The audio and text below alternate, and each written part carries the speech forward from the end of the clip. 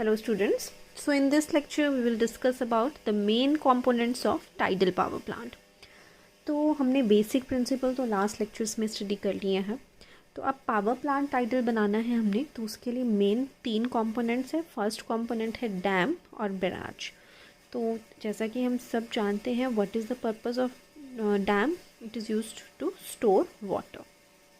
Second thing, अब पानी तो वहाँ पे स्टोर कर लिया, ठीक है. सपोज़ इस तरह से हमारा बेसिन है, यहाँ पे हमने डैम कंस्ट्रक्ट कर लिया है, यहाँ पे पानी हमारा स्टोर हो जाएगा. अब इस पानी को टरबाइन को भी रोटेट करवाना है, तो उसके लिए भी चैनल्स होने चाहिए, ठीक है, जहाँ पे टरबाइंस प्रोवाइड की जाए. तो चैनल्स होंगे वहाँ पे, ठीक है, are provided for turbines. Turbines के लिए चैनल्स इसमें डैम में प्रोवाइड किए जाएंगे, जहाँ पे टरबाइंस फिट की जाएंगी dam. Next, they are constructed at places where sufficient high tide can be obtained. ठीक है, ये तो बिल्कुल ऑब्वियस पॉइंट है कि वहीं पे हमें डैम कंस्ट्रक्ट करना है जहाँ पे जो टाइडल रेंज आपकी मैक्सिमम हो, ठीक है, ज़्यादा से ज़्यादा हमें टाइडल रेंज मिल सके. तभी फ़ायदा है, इलेक्ट्रिसिटी जनरेशन तभी होगी, ठीक है, जब हेड मिलेगा पानी को. तो बेस्ट साइट्स होती हैं आपकी bays and estuaries. So will study what are these.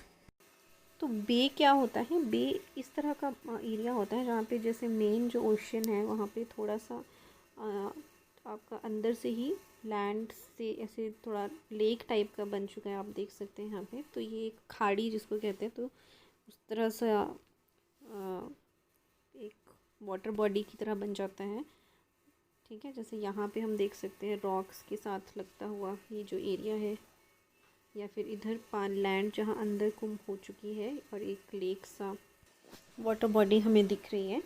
तो है तो ये मेन ओशन का ही कुछ पोर्शन जो ज़मीन से लग रहा है, और इस तरह का ऐसे लैंड अंदर को कर्व्ड है, तो एक वाटर बॉडी सी सेपरेट हमें विजुलाइज हो रही है.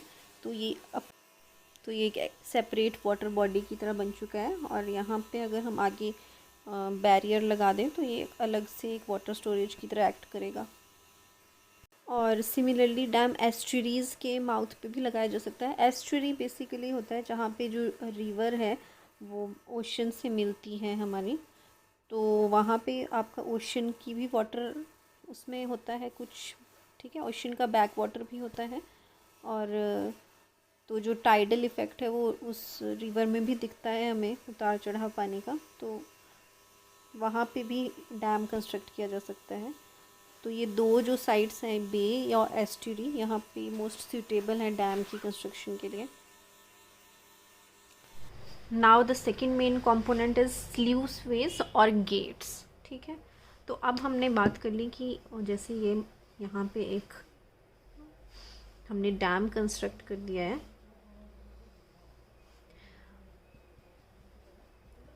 और यहाँ पे ये बे है, ठीक है, यहाँ पे डैम कंस्ट्रक्ट कर दिया है. तो अब हमें ये बेसिन, इसी को हम बेसिन कह देते हैं. तो अब बेसिन को फिल करने के लिए यहाँ ओशन होगा इस तरफ, ठीक है, यहाँ से फिल करने के लिए इधर गेट्स की ज़रूरत होगी, ठीक है, जिसकी वजह से पानी अंदर आएगा. और इसको खाली करने के लिए हमें भी गेट्स की ज़रूरत होगी. तो गेट्स को हमें रेगुलरली ओपन या क्लोज़ करना पड़ता है to fill and empty the basin. इस बेसिन को फिल करने के लिए और इसको खाली करने के लिए गेट को बंद या खोलना पड़ता है.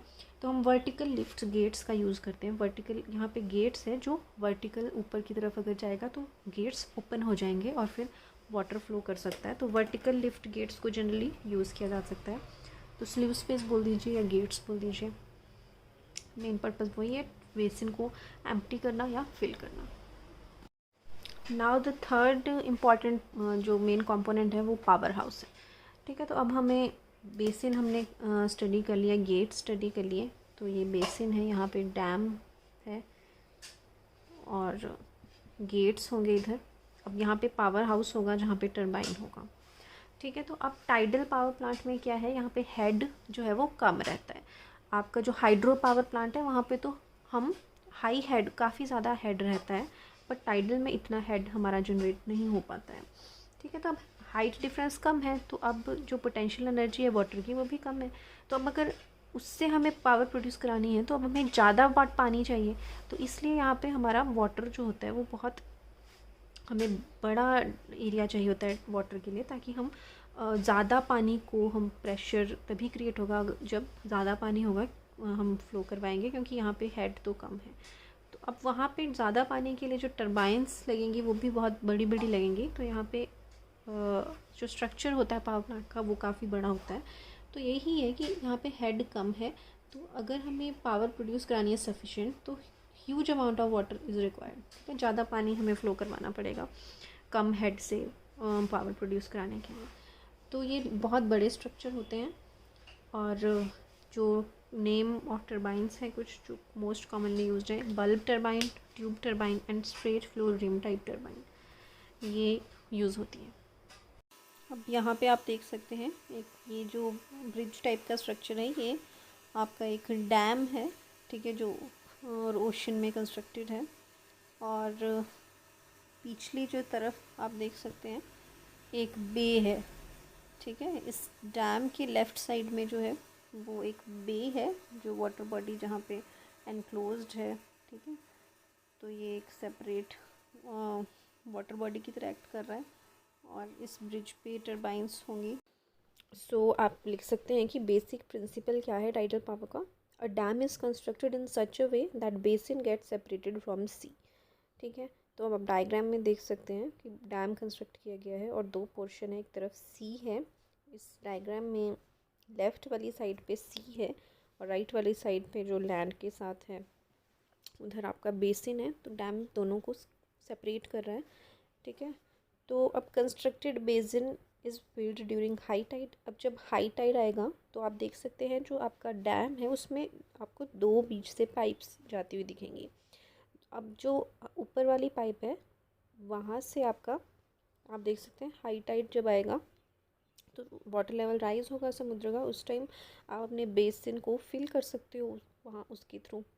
ठीक है, और वहाँ पे पानी स्टोर हो जाएगा और फिर आप अपने डैम में जो गेट है उसको क्लोज़ कर सकते हो।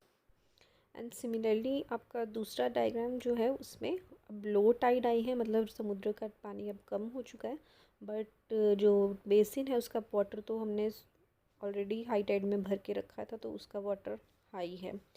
अब इस सिचुएशन में उस पानी को अब रिलीज़ करवाया जाएगा टरबाइन के थ्रू। तो आप देख सकते हैं सेकंड वाली फिगर में नीचे TG लिखा है, टरबाइन जनरेटर। वहाँ से अब जो हायर वाटर है वो फ्लो करके अब लो टाइड की तरफ को फ्लो करेगा और वो टरबाइन को रोटेट करवा के इलेक्ट्रिसिटी जनरेट करेगा। तो यही लिखा है वहाँ पे भी that the basin is filled during high tide and emptied during low tide, passing through sluices and turbine. ठीक है, हाई टाइड में पानी थ्रू स्ल्यूसेस जा रहा है एंड लो टाइड में पानी टरबाइन के थ्रू फ्लो हो रहा है बेसिन से। तो potential energy of the water stored in the basin is used to drive the turbine which generates electricity. अब जो पावर जनरेशंस हैं उनको डिफरेंट टाइप्स में डिवाइड करा गया है, हम वन बाय वन डिस्कस करेंगे। तो 4 टाइप्स हैं, 2 जो है वो सिंगल बेसिन है एक, और 2 डबल बेसिन है। ठीक है, मतलब 2 टाइप्स में एक ही बेसिन यूज्ड है। तो वहाँ पे देखिए सिंगल बेसिन फर्स्ट टाइप है, single basin single effect tidal power generation. Second is single basin double effect power generation. Third is double basin with linked basin tidal power generation. And fourth is double basin with paired basin tidal power generation. तो सबसे पहले हम study करेंगे single basin single effect tidal power generation. Now single basin single effect power generation में first point है that power is generated either during filling cycle or emptying cycle but not both। ठीक है, तो single effect single basin single effect, इसमें या तो filling cycle में power generate की जाएगी या तो एम्प्टीइंग साइकिल में की जाएगी, बट दोनों में नहीं की जाएगी।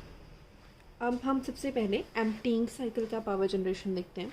तो इन दी एम्प्टीइंग साइकिल पावर जनरेशन, उसी को हम emptying power cycle power generation को ही लो टाइड पावर जनरेशन या फिर एब टाइड पावर जनरेशन भी कहते हैं। ठीक है, अब क्यों कहते हैं वो हम देखेंगे।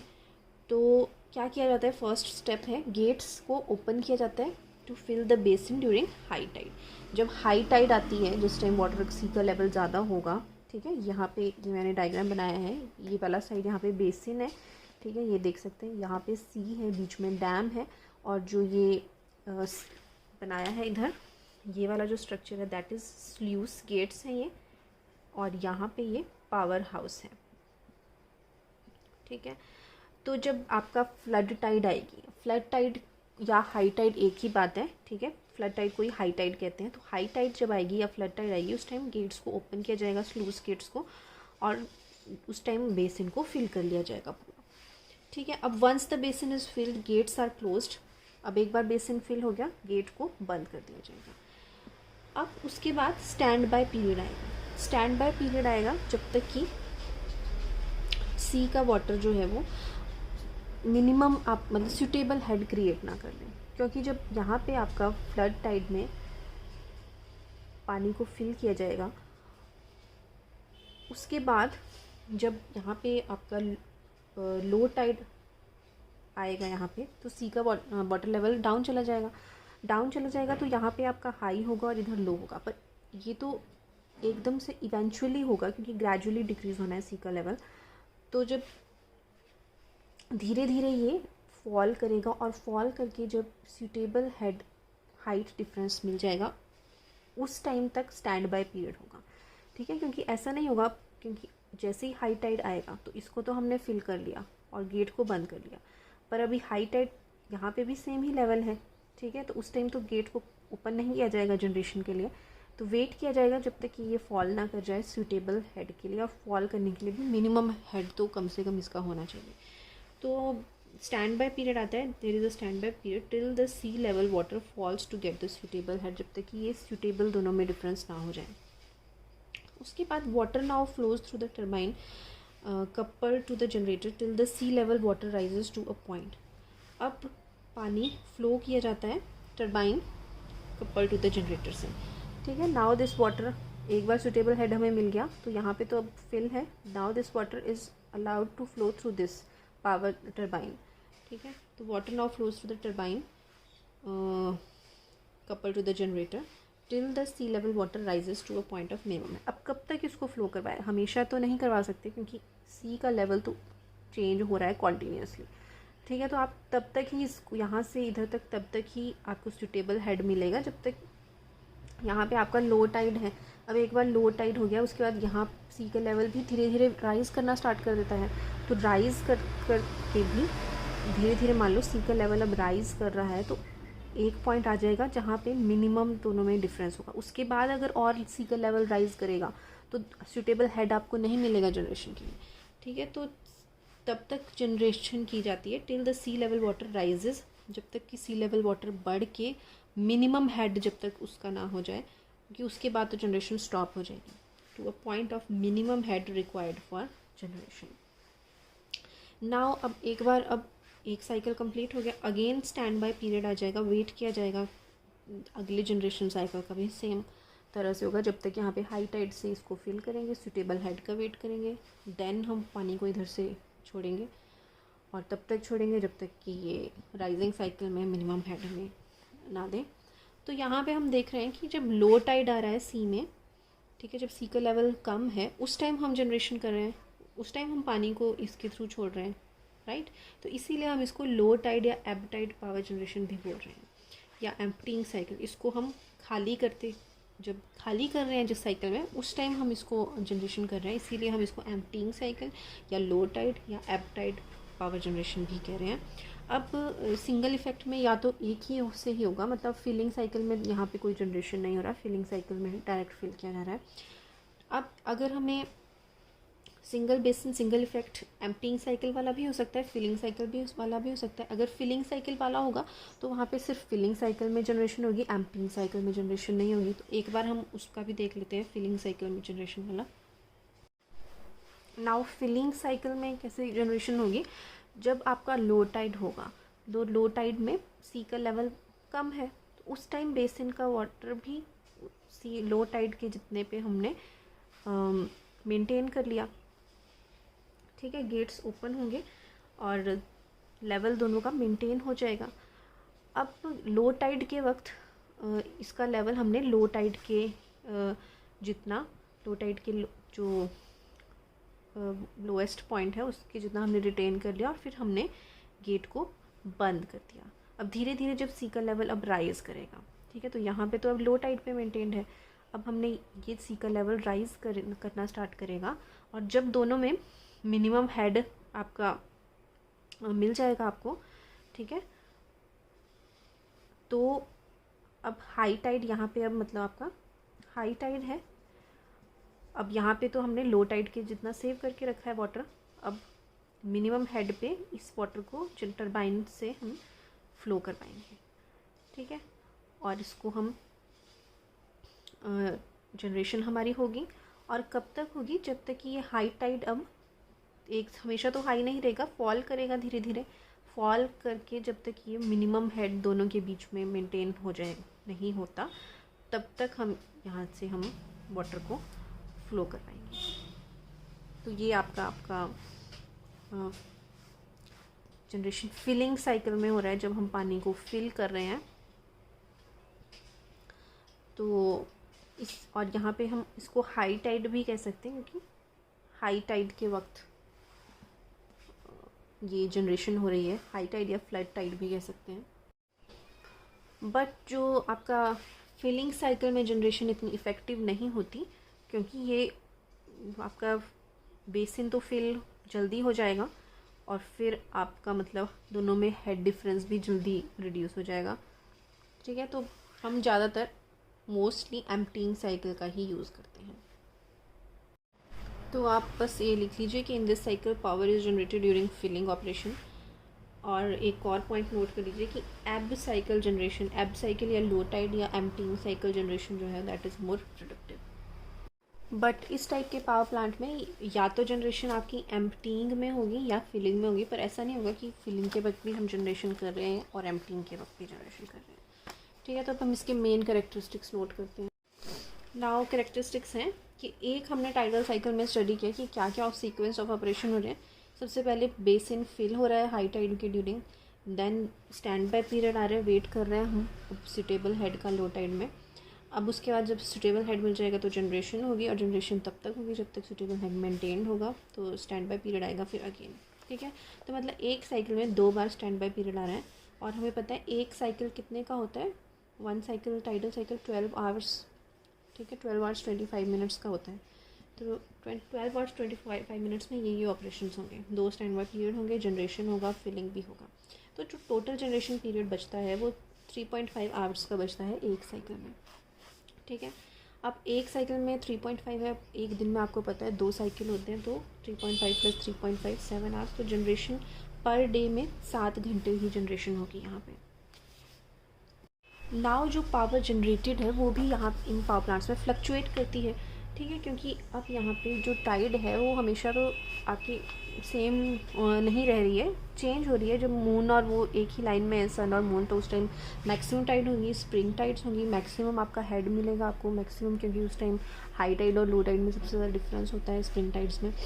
तो वहाँ पे जनरेटेड पावर सबसे ज़्यादा होगी स्प्रिंग टाइड्स में। अब स्प्रिंग धीरे धीरे स्प्रिंग टाइड्स से अब नीप टाइड्स जब होंगी आपकी, जब 90 डिग्री पे होंगे सन और मून, तो उस टाइम दोनों में वेरिएशन कम होती है मैक्सिमम और मिनिमम टाइड में, तो वहाँ पे पावर जनरेशन कम होगी। तो मतलब स्प्रिंग टाइड में मैक्सिमम पावर जनरेशन होगी और स्प्रिंग टाइड से लीप टाइड के बीच में धीरे धीरे डिक्रीज़ करेगी पावर जनरेशन, लीप टाइड पे मिनिमम होगी, तो पावर जनरेशन फ्लक्चुएट कर रही है।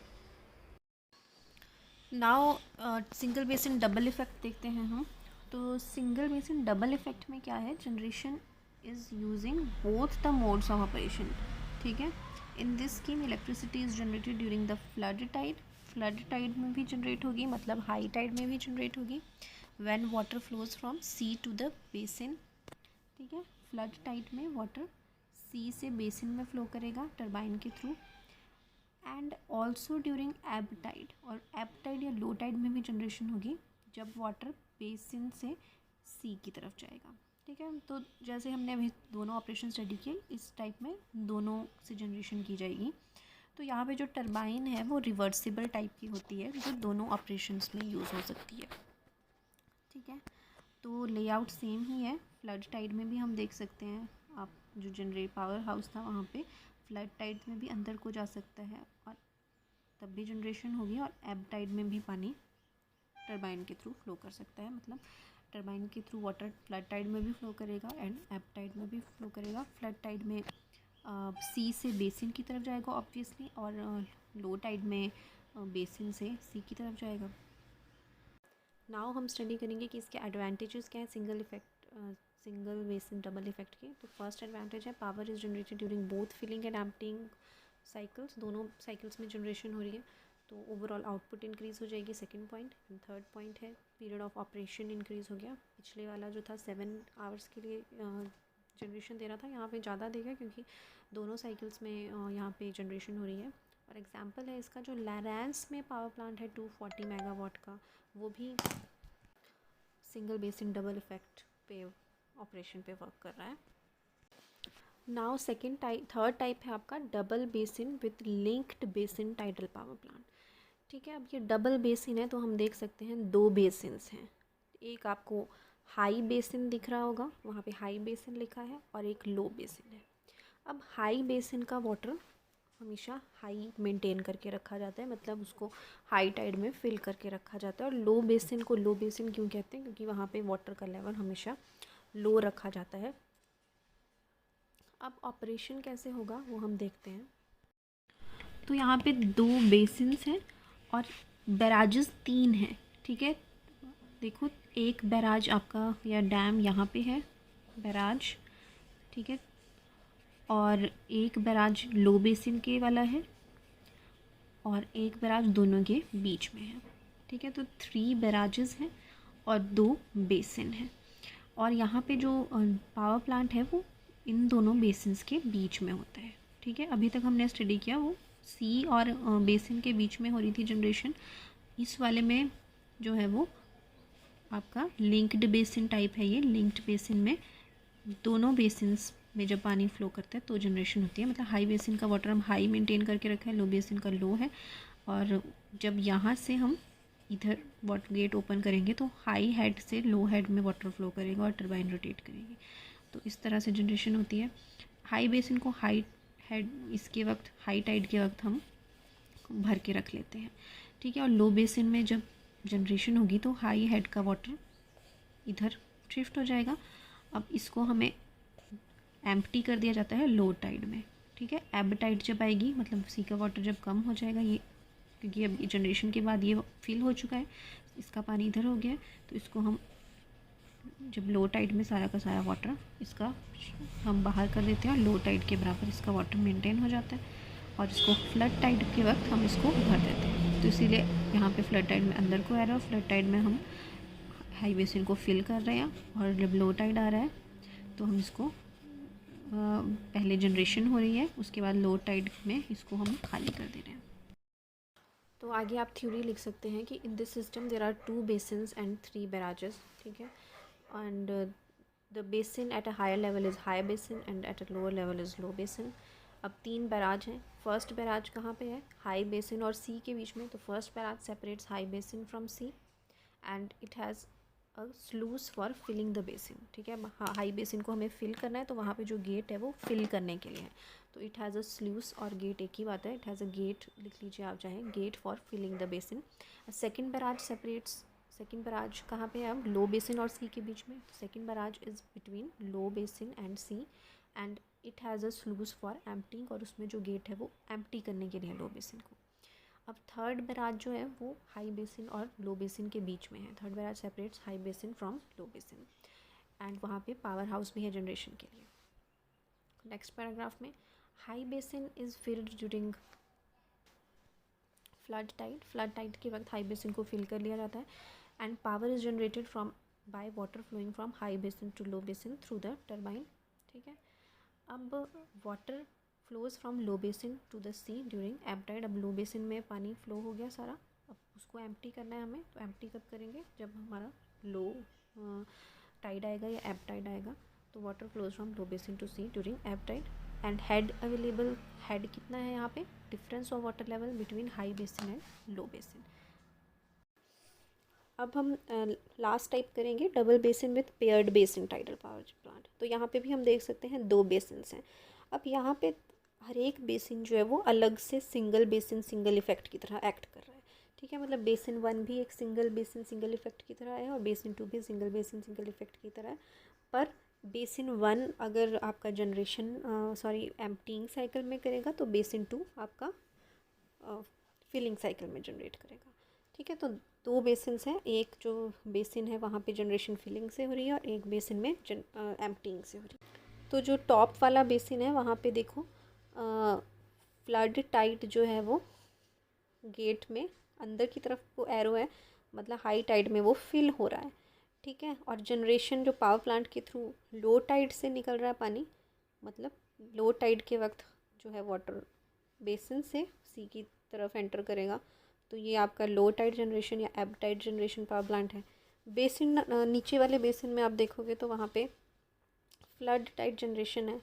यहाँ पे अब क्या हो रहा है, आपका जो बेसिन है उसका वैसे वाटर लेवल लो मेंटेन किया करके जाएगा।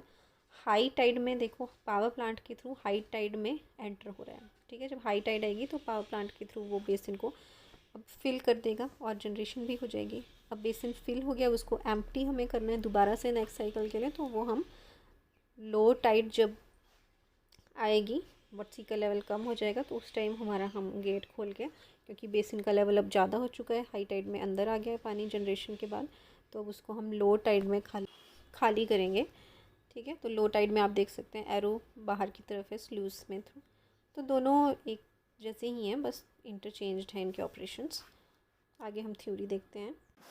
सो this system consist of 2 single basin single effect schemes. ठीक है, 2 जो सेपरेट बेसिन हैं वो दोनों ही single basin single effect scheme पे ऑपरेट कर रहे हैं एंड दे ऑपरेट ऑल्टरनेटली। ठीक है, जब एक का फिलिंग साइकिल होगा ऑब्वियसली तो पहले एक ऑपरेट करेगा, एक टाइम पे एक ही ऑपरेट करेगा।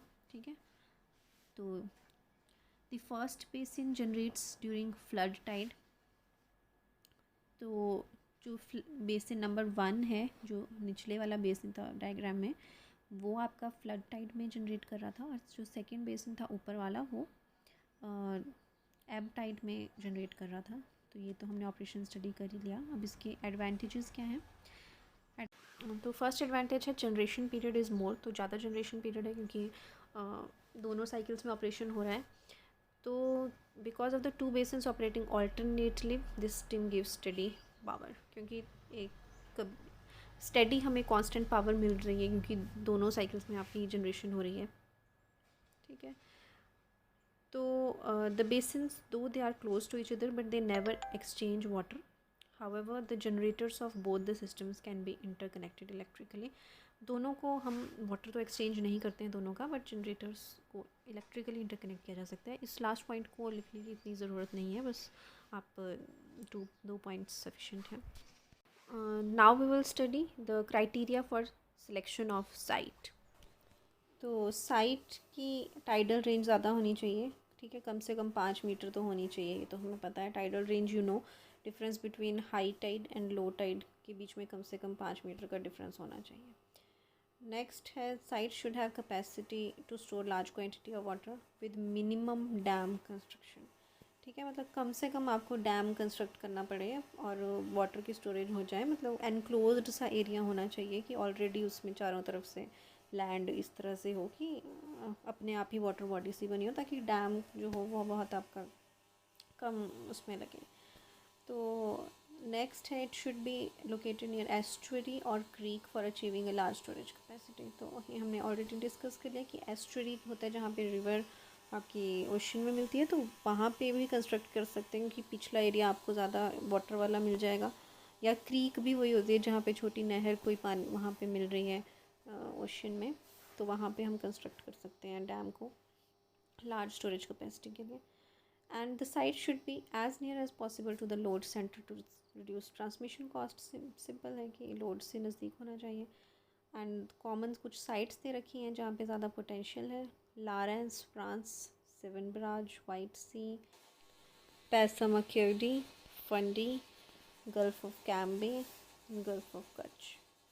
तो ये कुछ कॉमन रीजन्स हैं जहाँ पे high potential tidal potential achieve किया जा सकता है। तो ये अब हम इसके एडवांटेजेस एंड डिसएडवांटेजेस स्टडी करेंगे। तो एडवांटेजेस, सबसे बड़ा एडवांटेज तो यही है कि एक फ्री, रीन्यूएबल और कभी ना ख़त्म होने वाला एनर्जी सोर्स है, क्योंकि सन और मून तो हमेशा रहेंगे ही। तो ये एक रीन्यूएबल सोर्स है।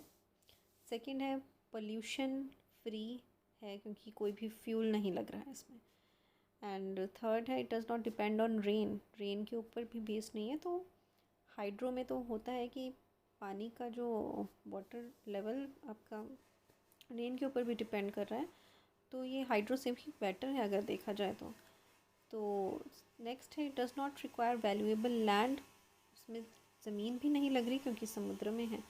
ठीक है। Tidal plant is predictable and reliable. Predictable है क्योंकि टाइड्स तो दिन में 2 बार 2 साइकिल्स तो आएंगे ही आएंगे।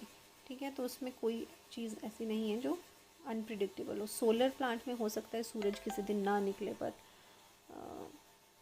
टाइड्स तो हमेशा आएंगी ही आएंगी। देन रनिंग कॉस्ट इसकी कम है। ठीक है। तो ये इसकी एडवांटेजेस हैं। पूछा जा कि why it is an inexhaustible energy source. तो इनएग्जॉस्टिबल क्यों है? क्योंकि it is due to tidal energy is due to the gravitational force of sun and moon, and sun and moon are here to stay for a while. अभी काफ़ी अरसे तक सन और moon तो कहीं नहीं जा रहे, यहीं पे ही रहेंगे। तो ये एक प्रैक्टिकली इनएग्जॉस्टिबल सोर्स है, टाइड्स हमेशा आती रहेंगी। ऑल्दो सन भी एक स्टार ही है एंड इवेंचुअली डाई आउट तो होगा ही होगा, बट वो बहुत बहुत बहुत आगे की बात है। तो अभी नियर फ्यूचर में तो ऐसा कुछ नहीं है। Now we will discuss its main limitations और डिसएडवांटेजेस कह लो आप इनको। तो सबसे पहला है कि बहुत कम ऐसी साइट्स हैं जहाँ पे टाइडल एनर्जी से सफिशिएंट एनर्जी हम प्रोड्यूस कर सकते हैं। तो बहुत लिमिटेड साइट्स हैं, क्योंकि 5 मीटर का कम से कम टाइडल रेंज चाहिए। तो सेकंड पॉइंट है कि कंस्ट्रक्शन, पानी के अंदर जो कंस्ट्रक्शन है या एस्चुरी में जो कंस्ट्रक्शन है वो डिफ़िकल्ट होती है ऑब्वियसली। ठीक है। अंडर वाटर कंस्ट्रक्शन डिफ़िकल्ट होगी। Next is sea water saline होता है, सॉल्टी होता है, तो उससे मशीनरी कोरोड हो जाती है। फोर्थ पॉइंट है कि जो हेड है, ठीक है, अब यहाँ पे जो हेड है वो कम है। अब हाइड्रो प्लांट में तो बहुत ज़्यादा मीटर्स के हेड होता है, बट यहाँ पे तो कितना हेड होगा आपका 12 मीटर्स में। ठीक है। तो ये ज़्यादा हेड नहीं है। तो अगर इतने हेड से हमें सफिशिएंट पावर प्रोड्यूस करनी है तो उसके लिए हमें पानी जो है वो बहुत ज़्यादा चाहिए। ठीक है ना। या तो आपको हाइट ज़्यादा चाहिए या वाटर का वॉल्यूम ज़्यादा चाहिए। तो इसमें हमें पानी का वॉल्यूम बहुत ज़्यादा चाहिए। उसके लिए आपको बहुत बड़े बड़े साइज़ की टर्बाइंस डिज़ाइन करनी पड़ती हैं। तो ये है कि इसमें it requires large turbine size. ठीक है। नेक्स्ट पॉइंट है कि जो वाटर हेड है वो चेंज होता रहता है ऑब्वियसली, क्योंकि धीरे धीरे आपका पानी का लेवल इंक्रीज़ हो रहा है देन डिक्रीज़ हो रहा है, कांस्टेंट तो नहीं है। तो इसमें वाटर हेड जो है it varies over a wide range. ठीक है। बहुत चेंज होता है, तो इससे एफिशिएंसी पे फ़र्क पड़ता है। तो water head varies over a wide range, therefore efficiency is affected. Next is long gestation period. ठीक है। गेस्टेशन पीरियड इसका बहुत लंबा है, मतलब इसको जो कंस्ट्रक्शन पीरियड जो है इसका वो काफ़ी लंबा है, एंड इसका लोड फैक्टर भी कम है। नेक्स्ट है design and manufacturing of machinery pose a challenge. ठीक है। As turbulence and cavitation effects. तो डिज़ाइन अंडर वाटर कंस्ट्रक्शन के जो challenges and design challenges, that is a main limitation. ठीक है। नेक्स्ट है tidal power plant must take into accounts the damaging effects of erratic weather conditions. पानी के अंदर tsunami, cyclones कुछ भी आ सकता है, तो इन सबको विदस्टैंड करने के लिए स्ट्रक्चर कंस्ट्रक्ट होना चाहिए। आप और पॉइंट्स भी ऐड कर सकते हैं डिसएडवांटेजेस में, कि tidal plants are located far from load center. Load के तो दूर होते हैं क्योंकि ओशन सी में होता है ये, तो वहाँ पे ट्रांसमिशन कॉस्ट हाई पड़ जाती है। ठीक है। कैपिटल कॉस्ट इसकी हाई होती है। थर्ड पॉइंट है सेडिमेंटेशन, एसिडिटेशन प्रॉब्लम्स जो होती हैं। फोर्थ है कि यहाँ पे साइज़ ऑफ जनरेटर्स लार्ज चाहिए हमें as compare to river based hydro power plants. And fifth है नेविगेशन, वाटर ट्रांसपोर्ट को ये रुकावट पैदा कर सकता है। तो इनमें से जो भी हमने डिसएडवांटेजेस स्टडी करी, आप कुछ डिसएडवांटेजेस उसको अपने वर्ड्स में रिमेंबर करने की कोशिश कीजिए। तो here I have shared a few questions which you all should be able to answer. ठीक है, these are the 2 marks questions, and here I have some 4 marks questions and 10 marks questions.